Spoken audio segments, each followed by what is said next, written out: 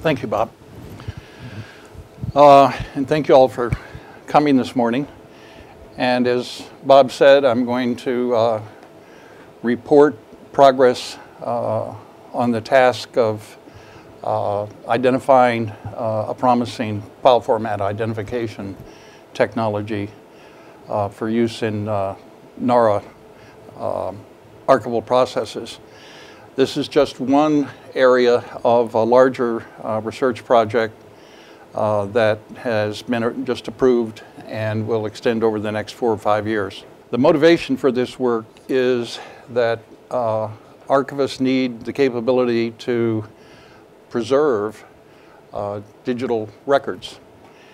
And to do so, they need to be able to identify the file formats of those digital records. And the reason they need to be able to do this is, among other things, that in appraising records that are important for preservation by the archives, there's an appraisal process that reviews records created by federal agencies. And if they are judged to be of lasting importance to the public or to the history of the nation, one identifies what file formats they're in so that one can be prepared when they are transferred to the National Archives to preserve them. And when the records come in, there needs to be a test to see that there's compliance with the agreement as to what the formats of the records will be that are being transferred. And of course, once the records are at the National Archives, there's a need to plan to have viewers or players for these file formats that are preserved, and to determine which viewer or player is needed, one needs to be able to identify the format of the file. Of course, there are thousands of different formats, and each year hundreds of additional formats that are being created and used in various applications in the federal government. And due to technological obsolescence, some of these file formats that have been used in the past are no longer used today, and there may not be software that allows one to view or play them.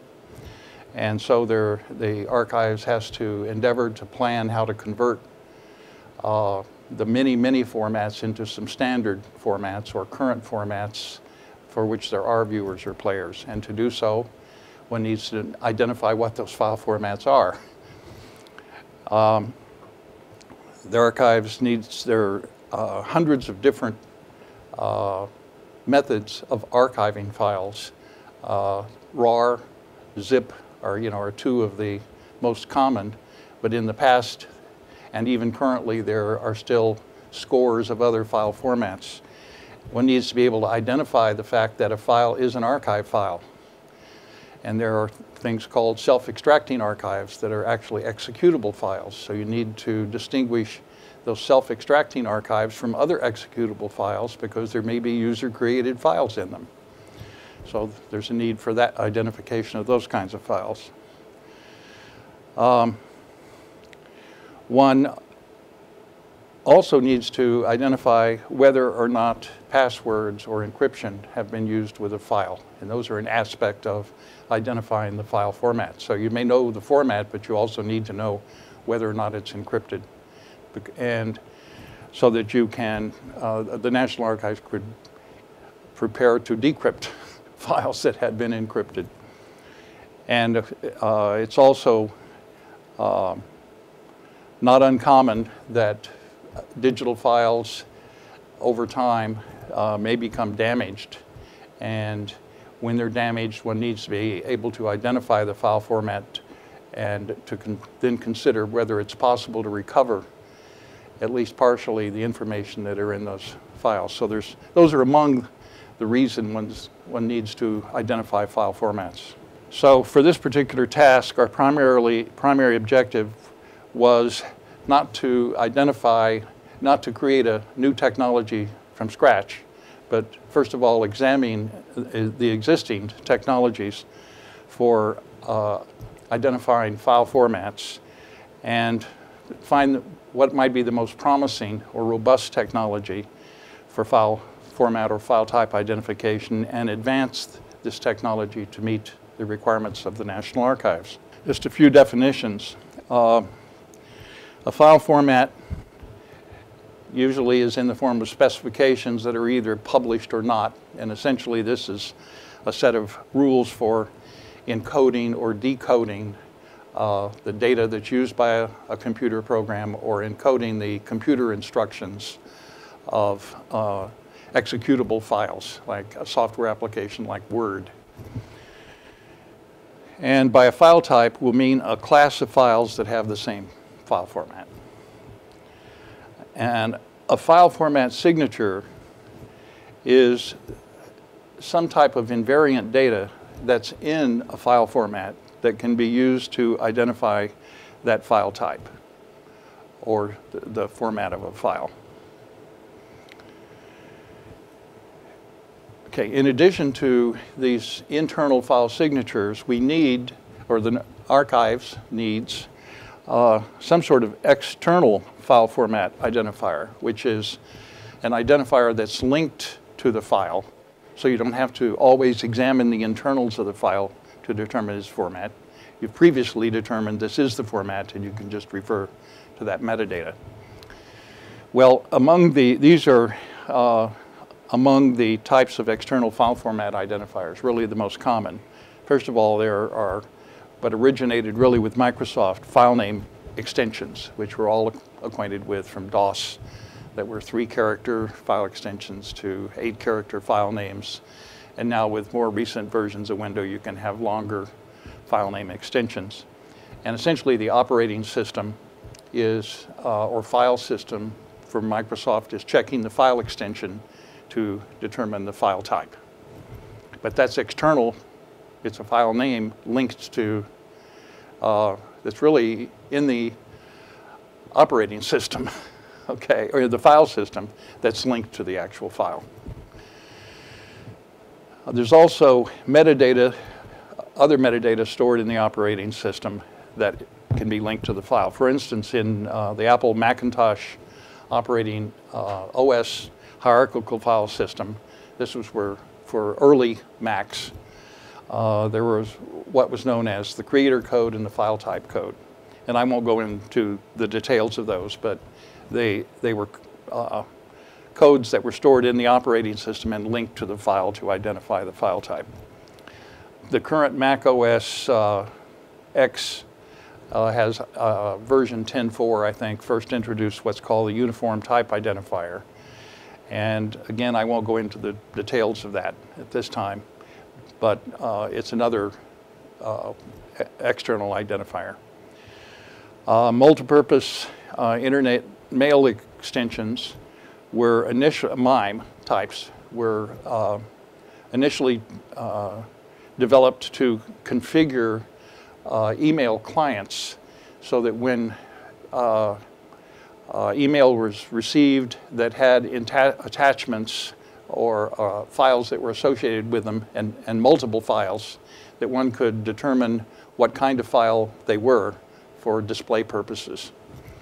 And those were extended to configure web browsers for a similar purpose, so that you could identify the different types of files that might be on a web page, for instance. And then more recently, the National Archives, TNA, of the United Kingdom has developed a registry for file formats. The registry is known as PRONOM, and in doing so, they have created the notion of a persistent universal identifier, or a PUID, that is associated with file formats. And the idea, of course, is that this would be sort of an international registry used by many archives, and would be a standard for an external identifier to a file format. Well, one of the file type identifying technologies that has really been around the longest is, and we feel is one of the most promising, is that of the Unix and now Linux file command and its associated magic file. Magic number is the term that's used in the Unix community for the concept of an internal file format signature. And the basic idea is that it's a number that was created by the developer of the file format that's usually stored in the header of the file and that can be uniquely used to distinguish it from other files. And so in the Unix community, one could write their applications knowing that they could check for this magic number in the file header and know that they had the appropriate file type. And some developers in the Microsoft development community have adopted the notion of using magic numbers as well. Others have developers, there's no standard for file signatures or magic numbers, okay? It's sort of at the option of the developer. What the file command does is it applies tests or patterns that are stored in a magic file to an individual file to determine if it fits one of these patterns. And if so, it outputs the name of that file type. It also has the language used for defining these patterns also has the capability to check for additional kinds of metadata that may appear. So for images, it might be able to, if the metadata is there, to determine like the dimensions of the image or the resolution, or colors, monochrome, audio, for audio files, sampling rate. One might have captions that are associated with things like image files. And so the file command plus magic file also has that capability for extracting metadata. And this technology has been around for at least 25 years. In some version, it's been around even longer, like 35 years, but its current instantiation, and it's up to like version 5, I think. It's been around for about 25 years. So it's a fairly mature technology. Here is, okay, the magic tests are currently stored in text files in 112 directories, and for management purposes. And they're named with things like the application type, like word processing.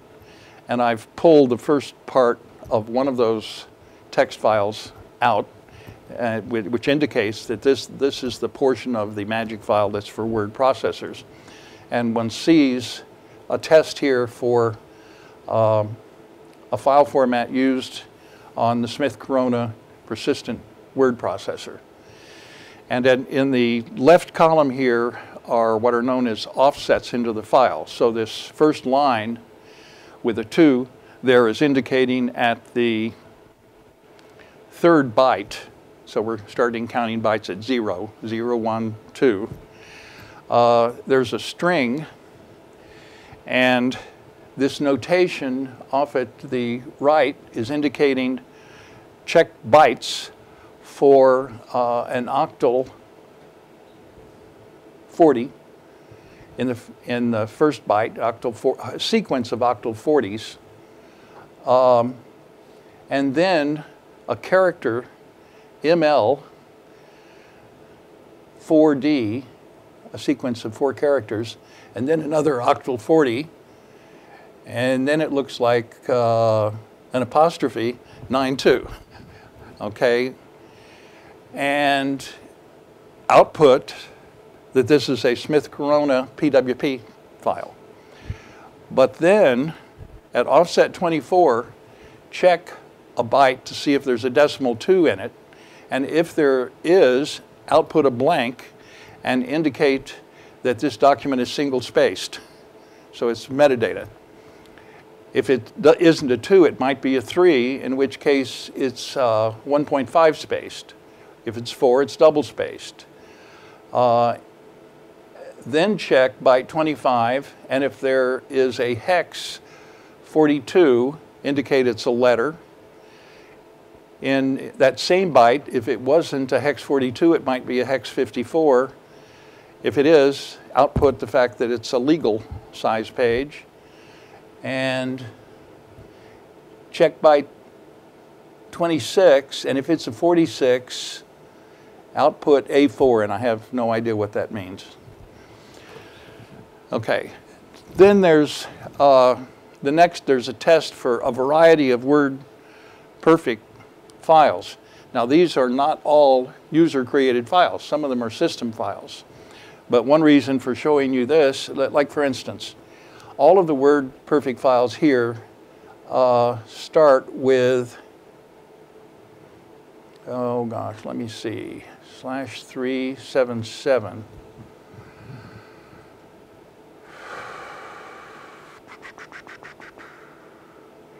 Well, they have a WPC, a string that has a WPC in the header, and there may be something like an octal 377. That looks to me like, yeah, that's FF at the beginning, I think, of the file. And if there is, you output WP loadable text. Then check for optimized for Intel, optimized for non-Intel. Now, if those tests didn't work, look at byte 1. And if there's a string WPC, output that it's Corel WP or word perfect. But that's not all you do. Then check, and for instance, if in byte 8 there's a short integer 266, that indicates it's a word perfect document. But if it's not a word perfect document, it might be some of these other file types. Now, one of the reasons I wanted to show you this was there's not a one-to-one correspondence between the tests and the file types. Okay, so the tests are constructed for many file types. And that's one of the disadvantages and limitations of the current management of the magic file, is it's very complex to find where the test is in the first place. If you've got to add magic tests or modify magic tests. And so that's just a quick illustration of some of the complexities. So here are limitations. As I just indicated, it's difficult to update the tests for magic numbers. There are tests that may give conflicting results, and one needs to properly sequence them. For instance, docx that Microsoft introduced for Office 2007 contains the information for a Microsoft Word document. However, it's packaged in a zip file. So if you need to know about zip archive files that are not docx files, you need to first sequence the test so you're checking for a docx file before you check for a zip file. Because if you don't, you will conclude that it's a zip file and not know that it's a docx file. Okay? And as I indicated, the tests for magic numbers are not one-to-one with file types, and that is a difficulty in managing the tests. There are tests that output metadata as well as the file type, and while the metadata is important, if you're only interested in the file type, you need to have some tests that do that, and you can create another sequence of tests that are specifically for metadata, if that's your interest. Okay, the file command to check for text files and what kind of character set, like UTF-8 or ASCII or UTF-16, And language. You know, is this English or Serbian or Arabic? This can depend on character set as well. It does these tests after applying all of the magic tests. And one of the issues here is that we have a lot of file types, like let's say Fortran programs, or script files for Unix, or batch files for Windows or DOS, that are text files. And one may want to identify those as file types, and strictly speaking, they don't have a magic number, okay? But you want to indicate they're a text file, and based on the character set, or sort of the kind of statements that appear in it, like Fortran statements or C program statements, that it's a C program text file, or a Fortran text file, or a COBOL text file. And those tests come after the test for magic. They are hard-coded in C. And the descriptions that are given are not something usually as simple as ASCII text file. They are ASCII text file with carriage return line feed, or C program, and one wants to be able to manage, for archival purposes, what kind of descriptions are being output and how much information. In other words, the current magic and file command are outputting a lot of metadata that you may not need in order to identify the file type. And in another case, you may want to know all of that additional information. So it's a current limitation that you have to dig into the program code in order to address those file types. Okay, there are only a few tests for Microsoft Windows file types. This is because this technology grew up in a Unix, Linux environment. And many of the files that the National Archives are going to receive will also be produced on Microsoft Office application software. So we need to have coverage for those file types. If you run your own test of the file command and its magic file, you'll find that it gives erroneous results. And that's because the tests of the magic number tests in the magic file have not been systematically, rigorously tested. So those are just some of the limitations. So our approach is to overcome those limitations, okay? And to do so, we've created a file format. We are creating a file format library, which I will demonstrate in just a moment, that contains information about the file formats, including links to specifications for the files or documentation of reverse engineering of the file formats. That includes sample file formats, and we're trying to come up with samples that can be distributed and shared by the research community and by NARA archives. And so those will be files that are in the public domain or that have been put into the public domain. We are creating our own magic file where, if you like, where the tests are for individual file formats and not for the metadata.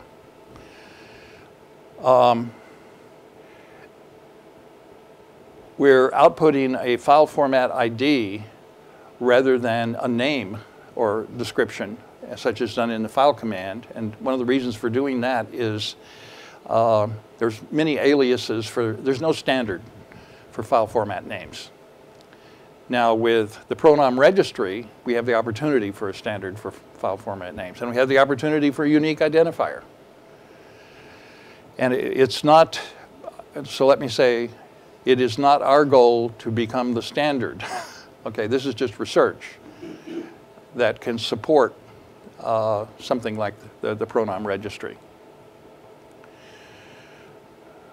We're rewriting the file command code for identifying the characteristics of text files and different document types. We have defined approximately 850 file format signatures. The current file command, or the magic file for it, if you carefully look at it, it has more than 2,000 tests, not 850. But many of the tests that we've created do not exist in the magic file for the Linux command. So we didn't go there to get our information. We did things like look at PRONOM and the files that are in the registry. And we looked at the files that we were encountering in our research for NARA as to which ones would be important. We've collected examples of approximately 650 of the file format types. And we're collaborating with NARA's NCAST laboratory at Record Center, West Virginia, with Mark Conrad and student interns there who are helping collect samples of federal records that are available on the internet. So they're already in the public domain that we can use as samples. And they're focused on helping us. They're also helping us collect file format signatures, and that kind of information is going into the library to support our research and development. Well, the file signature database is a part of the file format library. We've verified that we've created a file format identifier that's based on the file command, but uses our magic file. And we've created an interface to it that I'll show you. Okay, I've entered this by saying I wanted to look at the file formats, browse the file formats that are in the library.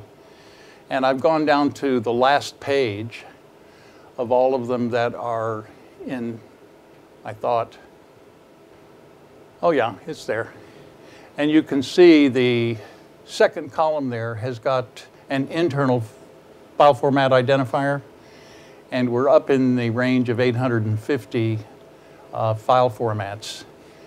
And in the second column, you see the primary file format name that we're using, an indication in some cases of a version of that file format.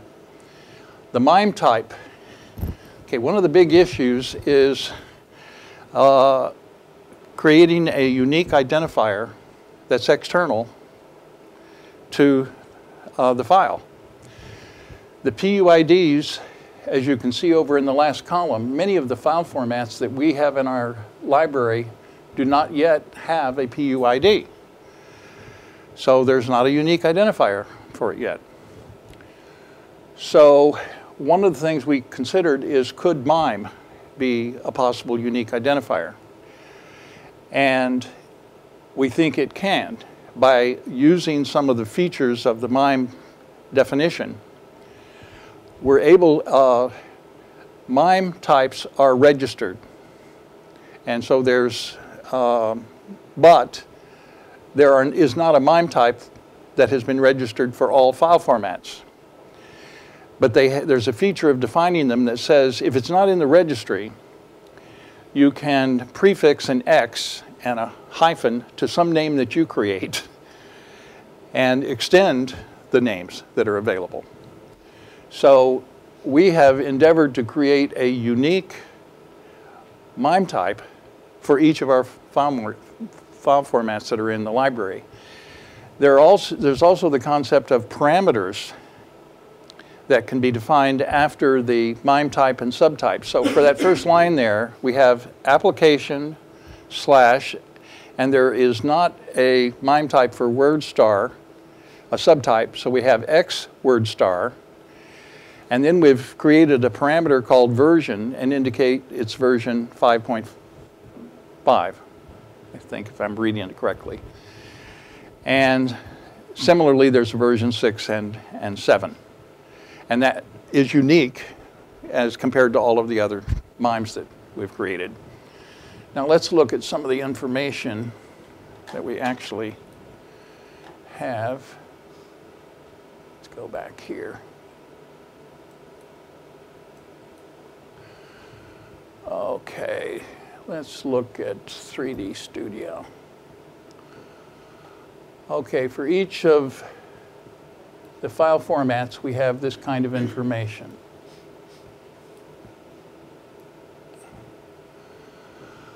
Okay, its internal ID, its name, a version. Now, we haven't entered all of the information for these file formats. And this is what the student interns are helping us with at Rocket Center. Who was the developer? What is the application or applications that create this file format? Which operating system does this application work in? What's the date, the first date that this file format was used in an application? What are the possible file extensions? Our MIME, the PUID, PRONOM unique identifier, if there is one.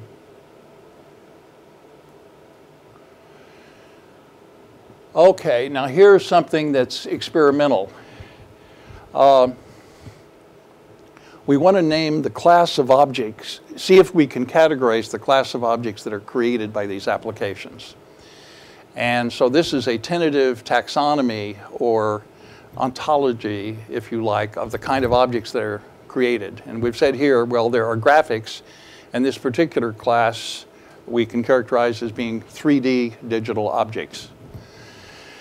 By application class, we mean the kind of application that created it. For instance, for text files, we might have word processing kind of applications, or desktop publishing, which are similar to word processing but have page markup, page description languages, anyway, things like that. Family, I haven't entered here, but by family, that's it, we mean file format family. So for instance, you might have a Microsoft Word file format family where 3 or 4 or 5 versions essentially were the same format, but there were minor changes to the format. This is important to us because we're interested in another research problem of characterizing the structure of those file formats outside of file format specifications. And it's just a different approach to support preservation, conversion, and viewers. Okay, I'm going to move forward here because I'm toward the end of my time. Then we've got the magic and a description above it of what features the file format we've used to define the test of the internal signature. So it says this consists of a primary chunk ID, chunk length, version subchunk ID, chunk length, version 3D editor chunk ID. And I'm not going to go into the details of that right now. We've got here a citation to the information we use to define that test. And we've got a link to the source. And that path file name, the idea there is we're thinking about the possibility of keeping one copy of this specification in sort of a deep archive. It's not something we would distribute, but just for the National Archives for the indefinite future to have a copy in case it disappears from the internet and they need to know 25 years from now, okay, what the format specification was. We haven't entered a viewer or player or for this file, a viewer in this case. But the idea is if there are commercial or free viewers out there to indicate a link to where they are and their name. And then finally, examples. And this is a description of the item, of the 3D. It's not a record, okay, but it's a description of the item. And the rights that we've identified and the source. So if you clicked, I'm not going to do it here because I have other things to show. Clicked on this link, you'd see where we got that file. And again, we're saving copies of these. And what we're aiming toward is to get files that are in the public domain that can be shared. Okay, let me stop that and finish with a quick demonstration of the file format identifier. Okay, so this is a user interface to the file command. The file, I need a slide that shows you the output of the file command. And I'll say something about it in a minute. Okay, let's open some files. Okay, we've put our 650 examples into some subfolders. It's not necessary to have separated them by folders, but it helps in just demonstrating, for instance, applying the file format to word processing formats or 3D graphics. Let's just do it on the 3D graphics. So these are the paths to different types of files that have 3D graphic file formats. And if we indicate we want to identify those files, we have not, well, here they are. They're identified. Now, what happens with the file command is it outputs a path and a file type. No, and a name, and some metadata. Then we want to have some control over, okay, what this identifier and the database up there gives us is the ability to structure what the output should look like and tailor it to what you need. So what we've added here is MIME type. You might just want to see a MIME type if it's unique, or one could be outputting just the PUID. Now here we've just shown the various types of external identifiers that could be used for it. We've verified that they're all correct. There's 3D Studio version 3.4s. And below that, there's QuickDraw 3D metafiles, AC3D 3D models, Blender 3D. Now, a quick comment here. These may be files that here in your job at the National Archives you're not currently encountering. This particular set of 3D file formats we collected in collaboration with the group at Rocket Center and Peter Bexey at NCSA, University of Illinois, because Peter is looking at collecting tools for conversion of file formats and looking at issues and information loss in those conversions. And he was particularly interested initially in 3D file formats and CAD file formats. And the National Archives does encounter in some of its agencies, like DOD and in the Navy or Corps of Engineers, CAD drawings, okay, and 3D object representations. And so, and you can see there are a few PUIDs, like for the 3D Studio. Here's some others. Rhino CAD models, SketchUp, Google, and VRML files. So anyway, there's a quick demonstration, and I'm ready for questions. Thank you, Bill. Thank you.